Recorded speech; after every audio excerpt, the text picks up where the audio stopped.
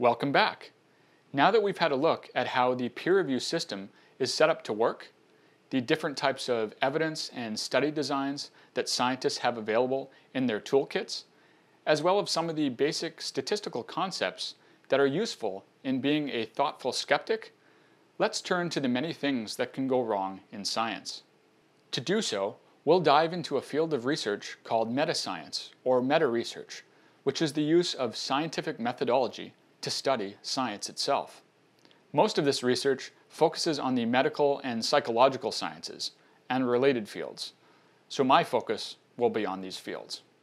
As we explore some of these issues, it should be clear that the main problem underlying many of them is the existence of perverse incentives. That's the first topic I'm going to explore. At times, the peer review process can be slow and expensive. There can be inconsistency by those doing the reviewing. And there is evidence of bias, particularly against women, in the awarding of grants. A major incentive at the heart of peer review is what has been termed publish or perish. This refers to the pressure on scientists to produce publishable results. This has many effects that we'll discuss throughout the video. Another problem is the current system by which funding is granted for scientific research. With more and more scientists chasing a fixed amount of available funds for research, the acceptance rate for grants has gone down considerably. These perverse incentives have many effects on the quality of science that is published. These issues aren't all the result of these bad incentives, but many are. Let's start with a pervasive issue: publication bias. Publication bias occurs when certain studies are left unpublished. These are usually studies that have negative results, which are not as interesting to researchers or journals. This leaves a lopsided and thus distorted impression of what the available science says. In fact, a 25-year review of the biomedical literature found that 96% of the abstracts that reported p-values reported at least one p-value under the 0.05 level of statistical significance. This is also related to another issue that we'll discuss in a moment. The prevalence of publication bias varies depending on the field and how it is measured. In orthopedics, a meta-analysis revealed that between 12 and 19% of all papers go unpublished. In the psychological sciences, a review of meta-analyses indicated that 25% of them revealed issues with publication bias. Countless studies have revealed that pharmaceutical companies are much more likely to publish positive clinical trial results and less likely to publish negative results for drugs than are independently or government-funded studies. Dr. Ben Goldacre investigated this issue thoroughly in his book, Bad Pharma. There are statistical tests to detect publication bias, such as the funnel plot, though none are bulletproof. In the last decade or so, various initiatives have been implemented to address this problem. After Goldacre's book was published, he set up the All Trials project with the goal of having all trials registered and all results reported. In the US, the NIH's clinicaltrials.gov registry was set up to mandate pre-registration of clinical trials, though enforcement is still lacking. However, there is good reason to think this has helped, as studies have documented a much greater likelihood to report negative trial results since year 2000.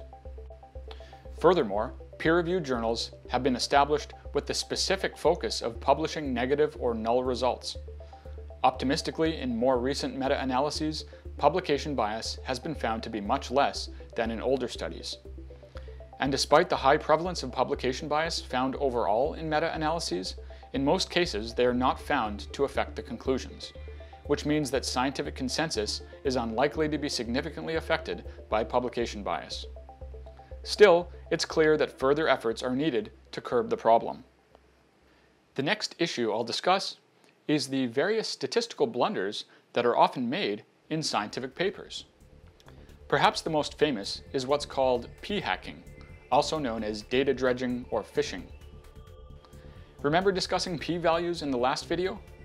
P-hacking is when scientists mine their data in order to find something that crosses that magical 0.05 threshold of statistical significance, They do this by testing large numbers of hypotheses until one of them dips beneath 0.05.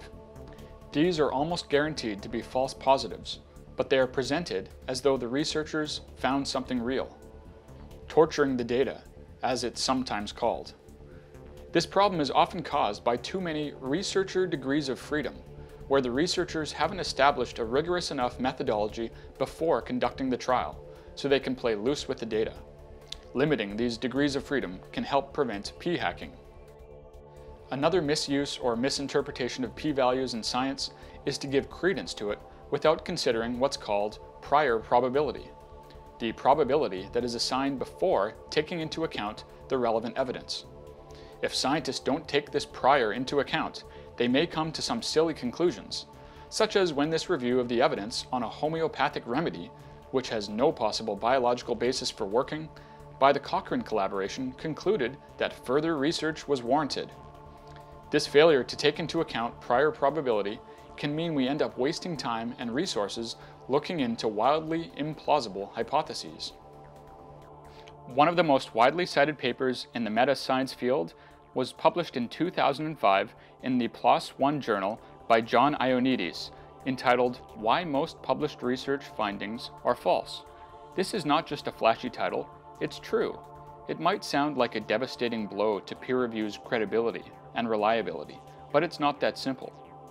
Most of what gets published in peer-reviewed scientific journals, in medicine and psychology in particular, are preliminary findings, which have high chances of not panning out upon further research. There are many reasons for this. Sample sizes might be too small to detect an effect. The effect sizes themselves could be very small. There could be p-hacking, too many researcher degrees of freedom, or other statistical blunders and weaknesses that make positive findings more likely than negative ones. There could be conflicts of interest, or even scientific misconduct. Or if a field is young and very popular, early extreme findings are common. This has been termed the Proteus phenomenon. Even when a drug makes it to clinical trials, only 8% of them make it past phase 3. Beyond the high false positive rate of preliminary evidence, it has been noted that much clinical research is also not useful for any real-world application, with a majority of research funds wasted on poorly selected research. As mentioned 2 videos ago, even meta-analyses can be problematic. If meta-analyses are industry-funded, there are significant differences in methodological quality and transparency, and they were, unsurprisingly, more likely to recommend the drug or treatment they were assessing. Perhaps most despairing, a comprehensive review of meta-analyses by Ioannidis found that only 3% are decent and clinically useful, while 20% were flawed beyond repair, 13% were misleading, 17% were decent but not useful, and 27% were redundant and unnecessary. This is in line with the findings that much research funding is wasted on non-clinically useful studies. However, a majority of these meta-analyses were published in Chinese journals, which have been documented to have severe issues. Still, the results are rather alarming, but it does not mean meta-analyses are inherently unreliable or poor quality, just that science is often a slow, messy process. Another quality control problem that spans various fields of science has come to be known as the replication crisis, or reproducibility crisis. Very simply, this is the failure of scientists to replicate the results of scientific studies, either by independent researchers or the initial researchers themselves. Although opinions vary on whether it is indeed a crisis, a survey done by the journal Nature found that a majority of scientists regarded it as a significant crisis, while most of the rest regard it as a slight crisis. Notably, physicists, chemists, and engineers were most confident in the literature in their field. The survey results are very similar to a previous survey conducted by the American Society for Cell Biology. These results aren't necessarily representative of the scientific community as a whole, but they certainly raise some alarm bells. So what's going on here? How bad is the problem? It depends on the field. In medicine, a 2005 study by John Ioannidis surveyed results from almost 50 studies from 1990 to 2003 and found that 44% had been replicated. In psychology, where the so-called crisis is often cited as being the most severe, one estimation puts the successful replication rate at just under 40%, with the subfield of cognitive psychology having the highest replication rate and social psychology having the lowest. An earlier study found that just over 1% of psychology publications could be identified as a replication, as denoted by the term being found in the text and confirmed to be an actual replication.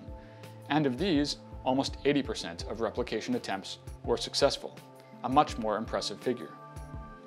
In psychiatry, one study found that among 83 studies that recommended a purportedly effective intervention, 40 hadn't been replicated, and only 16, or 19%, were successfully replicated. It should be noted that in physics and chemistry, reproducibility issues are much less, since it is much easier to retest initial results. Does all this mean the peer review system is unreliable? Definitely not. As mentioned, much of what gets published in peer-reviewed journals in medicine and psychology are preliminary results, which means they are exploratory by nature and not settled science by any means. It's to be expected that many hypotheses that initially show promising results may later not pan out, especially given the many statistical and methodological flaws we just reviewed and the publish or perish incentives that affect many scientists. For example, it isn't unusual for standard medical practices that are perhaps not based on the strongest evidence to later be replaced by superior practices that are grounded in much better quality evidence. This is merely the process of science sorting itself out over time. Still, one could plausibly argue that successful replication rates are too low, and that's why several initiatives have been undertaken to tackle this exact problem, such as the aptly titled Reproducibility Project for several different fields of science, started by the Center for Open Science and its founder, Brian Nosek. Other fixes to the issue involve more structural changes to science that I'll cover at the end of the video. On the odd occasion, studies that have been published in peer-reviewed journals will later be retracted, often due to serious methodological flaws, but mostly due to academic misconduct, including fraud. The website Retraction Watch provides a window into the scientific community in this regard, documenting retractions as they occur. Although there is evidence that the absolute number of retractions has increased markedly since the turn of the century, the rate of retractions hasn't changed much. It is likely that the growth in retractions is due to the increased awareness of research misconduct and therefore greater vigilance in policing the peer review system. More and more journals are retracting articles, but the frequency of retractions per journal has remained flat. In video 2.3, I discussed the rates of serious scientific misconduct in peer review, usually estimated at about 2%. There is little evidence that misconduct has increased. The final issue I'll cover is one that pollutes the scientific publishing environment.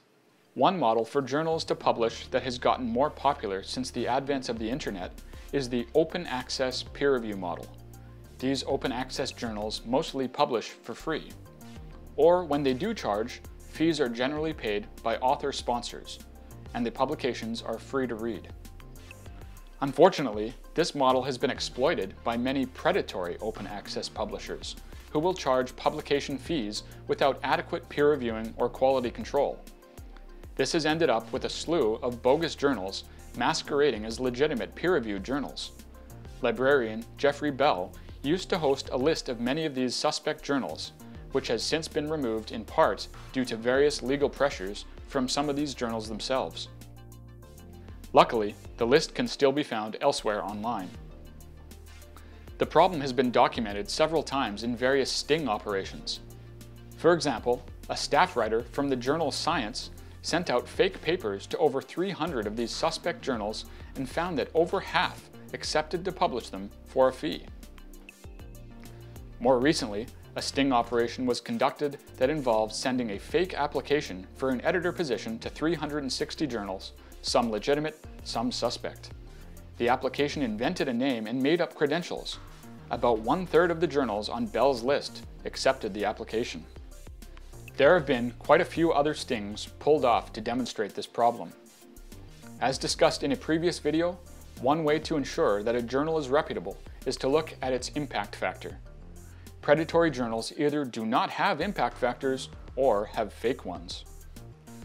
With all that said, let's put these problems into an overall context. The peer review system has many problems, but it is still an indispensable tool that does work well overall. John Ioannidis summarizes some of the most important fixes that can be made to make more published research true. They are large-scale collaborative research, concerted efforts to replicate findings, this is already being done on various levels, pre-registering studies before they're conducted to combat publication bias, as mentioned, sharing of data, containment of conflicted sponsors and authors, more appropriate statistical methods, standardization of definitions and analyses, more stringent thresholds for claiming discoveries or successes, improvement of study design standards, improvements in peer review, reporting, and dissemination of research, and the reward system in science. However, these problems aren't systemic enough to warrant doubting the peer review system as a whole, which is what science deniers, conspiracy theorists, and pseudoscience promoters regularly do. So, the peer review system is still the best system scientists have developed for facilitating science, yet there are many challenges it continually faces in adapting to an increasingly complex world. The proof that it works is quite simply in all the advancements science continually makes. Perhaps nowhere has this progress benefited our lives more than in the medical sciences. So despite all the shortcomings of the peer review process, it still manages to yield reliable results over time. Before wrapping up this sub-series of videos, I want to focus on one more extremely important aspect of evaluating evidence: intellectual honesty. Join me in the next video for that. See you there!